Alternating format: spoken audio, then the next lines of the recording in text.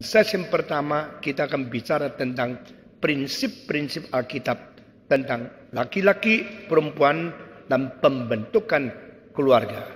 Dan juga hari ini akan dipaparkan semua kesalahan-kesalahan orang tua di dalam mendidik anak yang tercantum di dalam kitab suci. Dan saya harap saudara mendengar dengan teliti, kalau mungkin ambil catatan, diingat baik-baik dan diterapkan di dalam hidup sehari-hari. Saudara-saudara, hari ini adalah hari yang bahagia karena kita akan menggali bijaksana yang berasal dari Sang Pencipta yang memberikan wahyu kebenaran kepada kita, sehingga tidak ada teori-teori yang dibentuk oleh manusia setelah berdosa yang bisa memimpin orang berdosa lain menuju kebahagiaan yang sejati, kecuali manusia kembali kepada Sang Pencipta, Sang Penebus, dan Sang Pemimpin manusia ke dalam kebenaran, yaitu Allah Tritunggal. Kita serahkan seluruh session ini ke dalam tangan Tuhan. Kiranya Tuhan memberkati kita, menjelaskan kebenaran kepada hati kita, dan memberi kesadaran kepada kita. Sehingga kita yang selalu secara sadar atau tidak sadar kecimpung ke dalam kesalahan, baik beriman maupun berkeluarga, dan hidup sebagai manusia yang seharusnya mencerminkan kemuliaan dan menerima anugerah Tuhan, boleh dikembalikan kepada Tuhan melalui pengkoreksian dari pengertian firman Tuhan dan pimpinan Roh Kudus. Mari kita berdoa.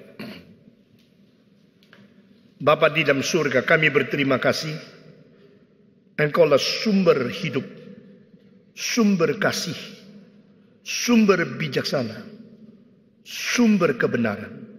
Di luar Engkau tidak ada Allah yang sejati, tidak ada pengwahyuan yang sungguh-sungguh, tidak ada kebenaran yang tepat dan akurat, dan tidak ada pimpinan yang sempurna. Kami berterima kasih pada pagi ini. Engkau mengumpulkan kami dari setiap sudut di kota Jakarta dan sebagian dari luar kota untuk bersama-sama merenungkan kembali, menghayati kembali akan makna berkeluarga, dan kami mengharap Tuhan mendirikan takhta di dalam keluarga kami masing-masing. Dalam nama Yesus Kristus, kami serahkan hamba-Mu yang hina ini ke dalam tangan Tuhan. Pimpinlah dia dengan urapan Roh-Mu yang kudus dan kebenaran yang diwahyukan. Dengar doa kami, singkirkanlah semua kuasa dan anasir jahat dari gangguan iblis keluar dari ruangan ini. Dan Engkau sendiri berkata-kata ke dalam hati kami masing-masing. Dalam nama Yesus Kristus, Penebus dan Juru Selamat kami yang hidup, kami sudah berdoa. Amin. Seorang psikolog yang sangat terkemuka di dunia pada abad 20 ditanya, apakah yang menjadi problema terbesar di dunia sekarang? Apa yang menjadi kekurangan terbesar umat manusia? Dia menjawab, bukan lingkungan, bukan bom atom, bukan pendidikan. Segala sesuatu boleh berjalan dengan baik, segala organisasi boleh makin lengkap. Hal yang paling kurang dan problema paling besar di dalam abad ke-20 adalah cinta kasih yang sejati sudah sulit ditemukan lagi di masyarakat.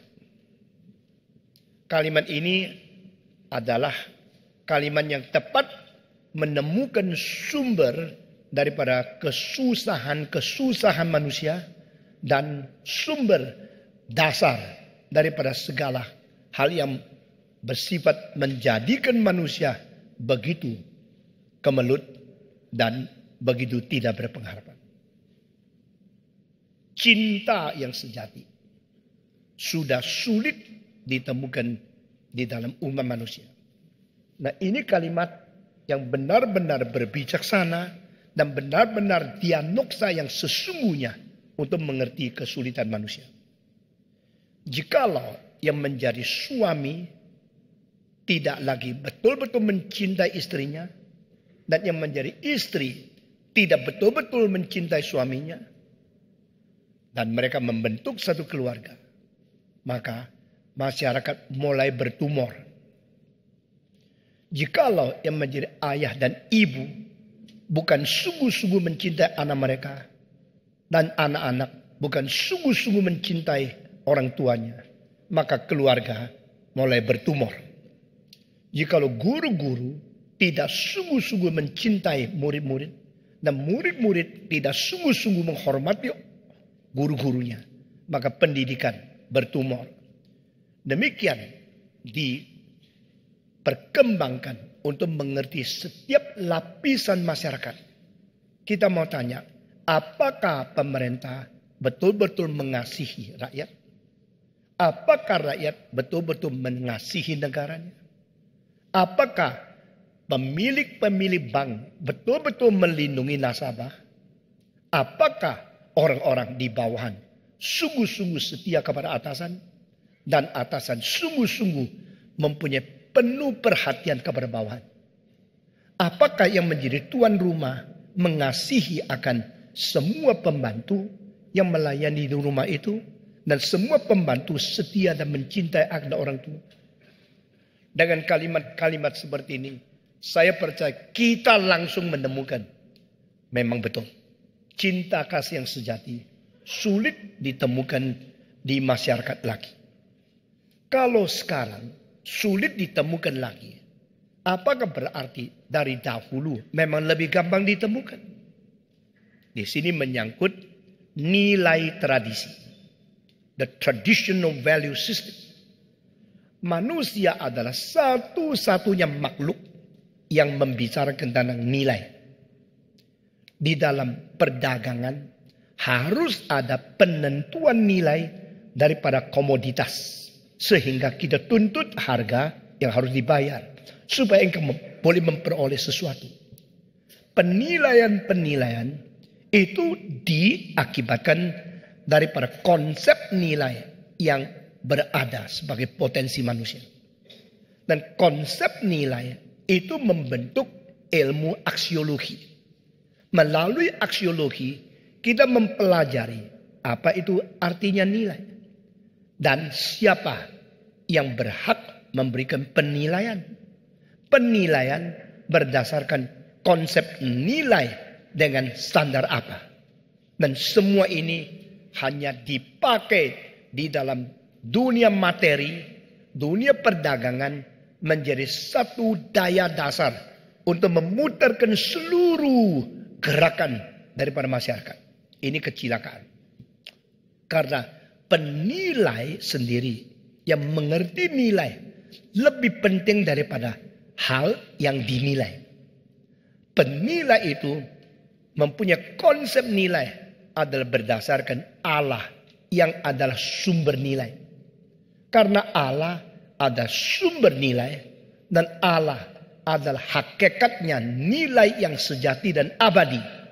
Maka pada waktu dia menciptakan manusia menurut peta dan teladan diri dia sendiri, manusia dibubuhi dengan konsep nilai. Dan konsep nilai itu seolah-olah sesuatu yang tidak terlalu nyata di dalam dunia yang berwujud sebagai materi. Maka penilaian dikeluarkan daripada potensi manusia untuk dibubuhkan ke dalam materi yang dinilaikan. Barulah terjadi perdagangan. Barulah terjadi penilaian yang mempertimbangkan untung rugi. Nah saudara-saudara, untung rugi itu adalah sangkut paut dengan profit. Dan profit sudah menjadi salah satu hal yang paling mengganggu umat manusia. Manusia kebanyakan didorong oleh sesuatu profit dan sesuatu konsep dan cara memperoleh profit. Itu sebab manusia selalu didorong kalau ada profit, dia giat dan berani berkorban. Kalau tidak ada profit, manusia itu menjadi malas dan menjadi pasif. Kalau demikian, segala kebudayaan akan menjadi kebudayaan yang remeh, yang hina, hanya karena profit itu hanya dimengerti daripada sudut benda, sudut materi saja. Saya dari kecil tidak gampang menghormati orang kaya. Karena orang kaya selalu menganggap dia paling penting. Dan dia penting hanya karena uangnya banyak. Tetapi uanglah yang merusak masyarakat.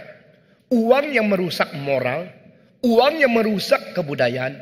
Uang yang membuat banyak orang-orang, anak orang kaya, hidupnya begitu tidak rohani. Dan begitu sombong. Dan mengakibatkan separasi antara manusia dengan manusia. Saya tidak berarti orang miskin pasti baik. Banyak orang kaya yang baik. Dan banyak orang miskin yang juga baik. Tetapi yang membuat manusia terkurung di dalam konsep profit. Yaitu dia mempunyai konsep nilai dan sistem nilai yang dititik beratkan kepada benda, uang, dan materi. Nah ini sangat menjauhkan diri daripada konsep Alkitab. Di dalam Aesop's Fable, yaitu arti cerita kiasan yang paling baik yang diturunkan sepanjang dunia ini, ada satu cerita kiasan yang ditulis oleh Aesop. Dia mengatakan seorang milioner pada satu hari masuk ke dalam satu toko yang jual ukiran-ukiran seni.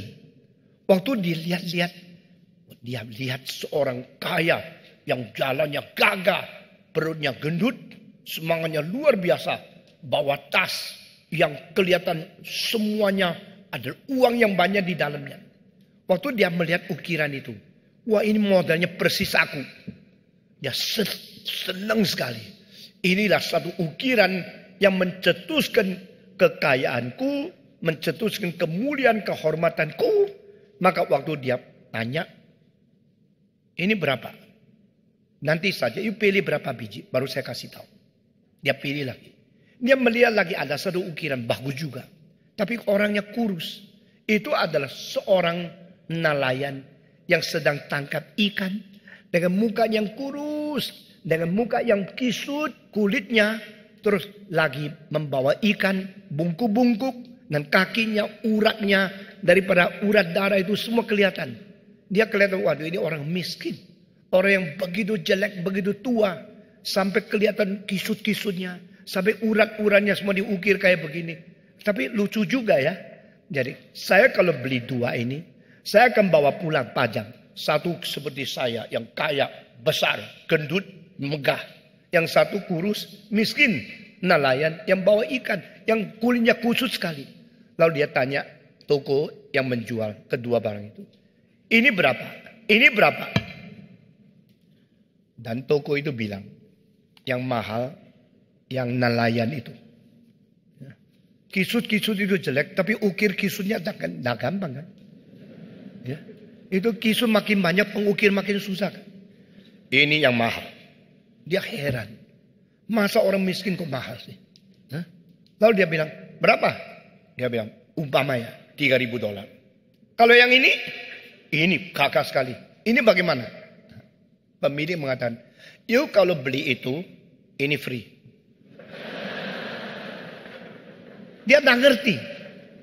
Ini yang gagah. Yang kaya. Yang megah. Yang begitu kelihatan mulia. Ini tak ada apa-apa. Perutnya gendut. Gampang ukirnya. Frut, sudah selesai. Tapi yang itu yang susah.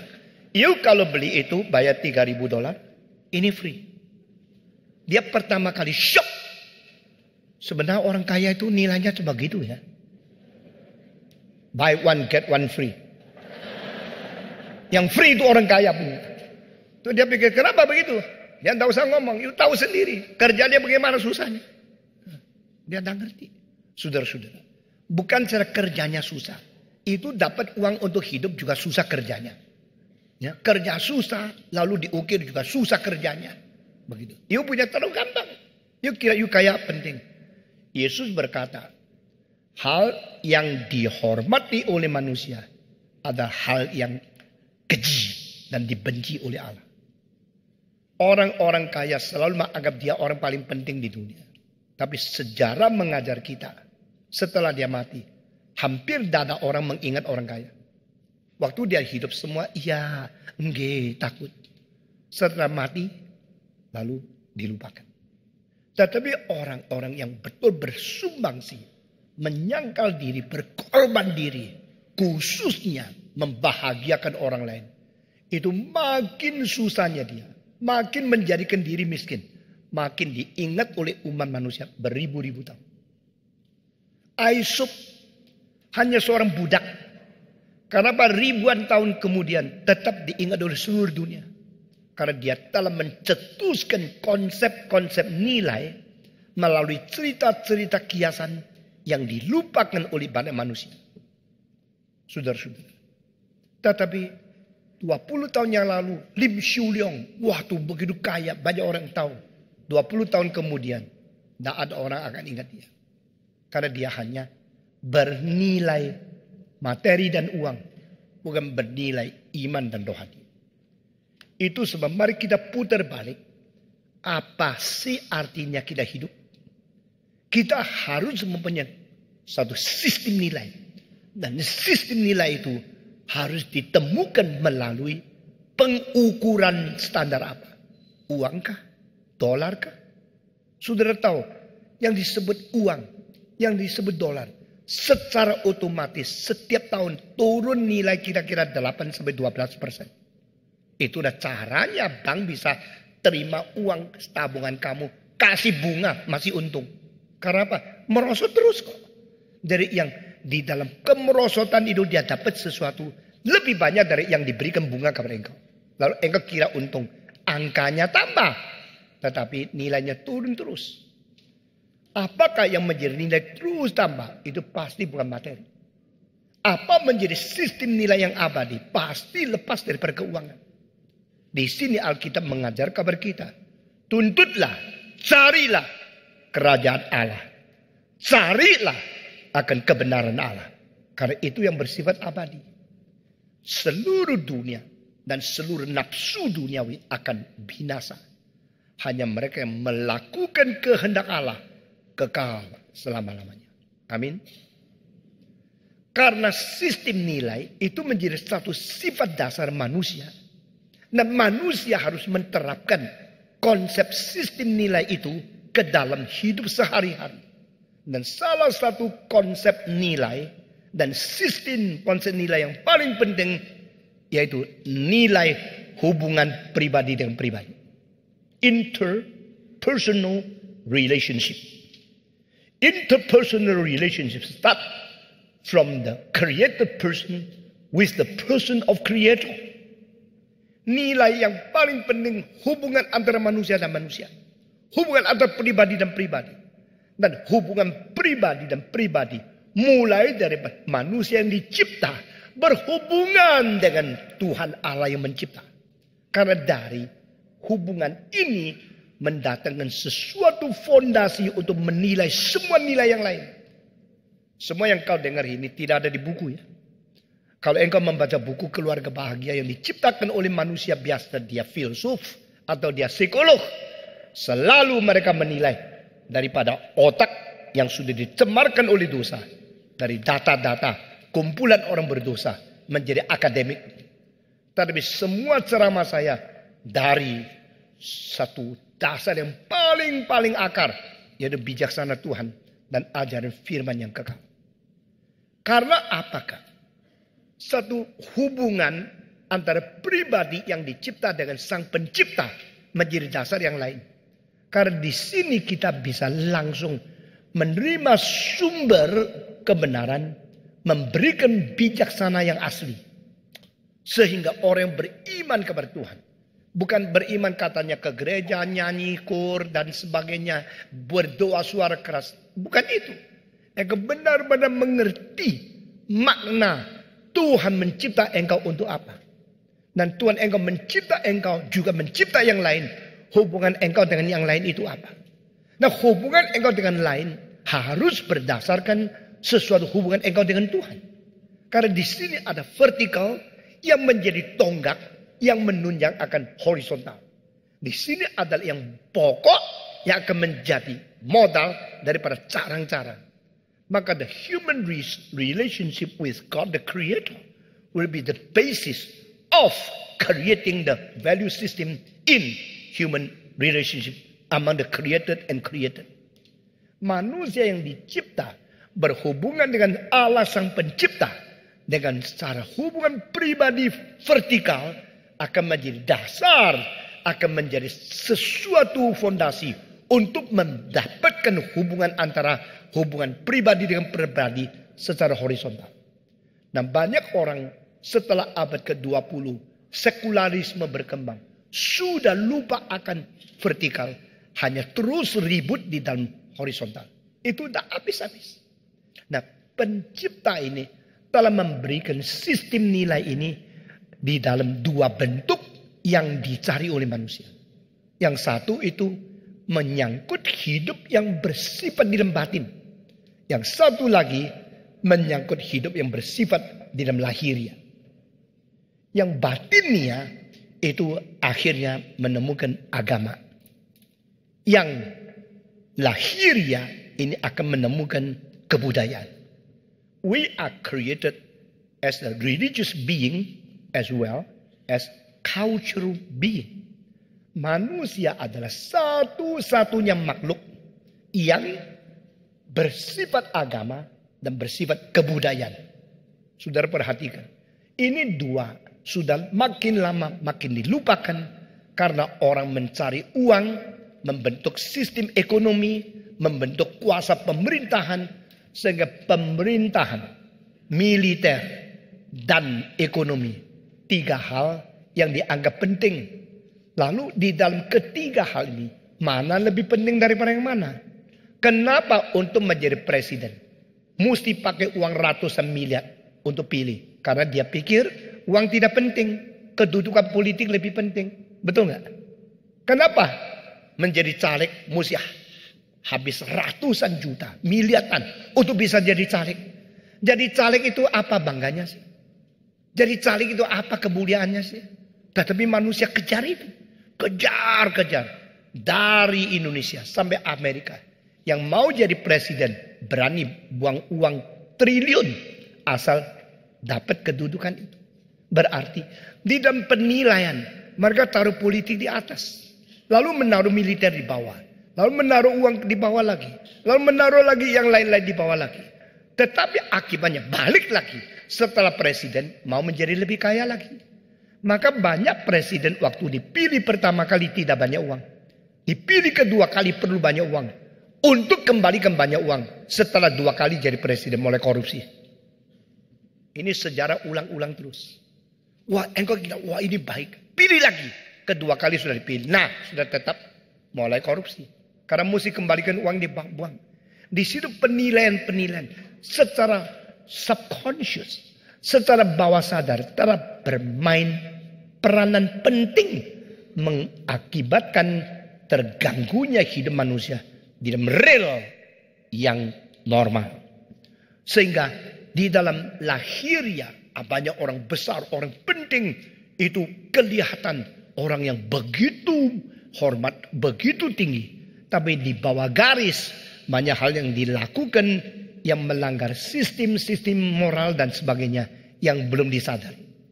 Banyak presiden yang dipilih dengan cara demokrasi. Yang pilih itu rakyat yang sebanyak mungkin. 10 tahun kemudian yang pilih mulai menyesal. Dulu kenapa pilih dia? Setelah itu terus bilang sama yang anak muda. Pilih baik-baik.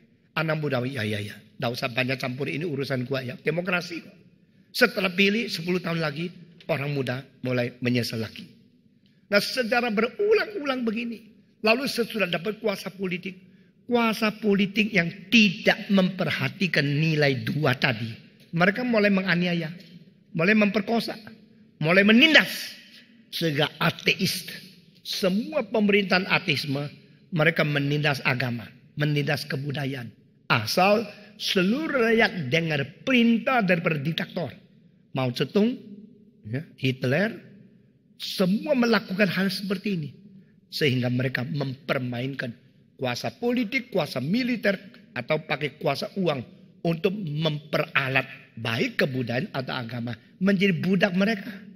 Tadi saya mau tanya, adakah agama yang tuntas dan sukses dianiaya, akhirnya ditumpaskan dan seumur selama-lamanya tidak bisa kembali lagi?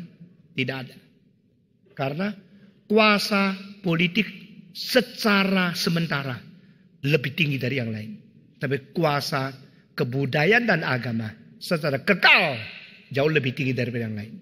Karena manusia dicipta sebagai makhluk agama dan makhluk kebudayaan. We are created as the religious being and we are created as the cultural being. Ini dua hal tidak bisa dilewati dan tidak mungkin diganti, juga tak mungkin ditumpas oleh kuasa politik, militer, dan uang. Saudara-saudara sekalian, lalu manusia secara sedasar-dasarnya perlu nilai untuk hidup batin. Itu nanti wujudnya di dalam agama. Perlu nilai dan sistem nilai untuk mewujudkan di dalam hidup bersangkut paut dengan hidup lahiriah. Akhirnya menemukan kebudayaan. Cara pakaian, cara ngomong, kesopanan, adat-adat, lalu segala kebiasaan-kebiasaan yang membentuk tradisi-tradisi yang bersifat khas dari suku, dari bangsa, dari negara. Ini seluruh hidup dari musik, drama, seni, pakaian, kostum, dan segala adat. Ini semua dikumpulkan masuk ke dalam wilayah namanya budaya. Dari berbakti menuju iman, kepercayaan, kekekalan setelah mati bagaimana.